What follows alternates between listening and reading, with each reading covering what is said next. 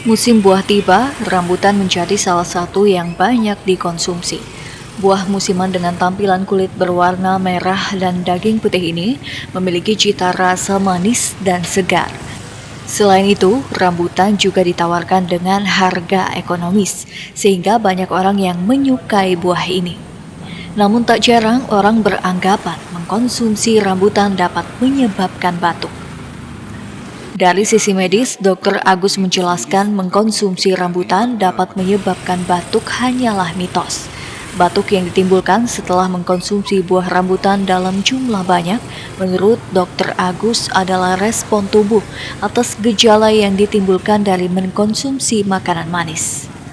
Ya, artinya batuknya itu sendiri bukan penyakit ya. Artinya batuk itu adalah bagaimana usaha tubuh untuk merespon. Jadi itu adalah gejala misalnya untuk mengeluarkan atau karena ada luka itu tadi. Ya, kalau sudah timbul batuk seperti itu sebaiknya berhenti aja supaya tidak berlanjut terlalu dalam, terlalu parah nantinya.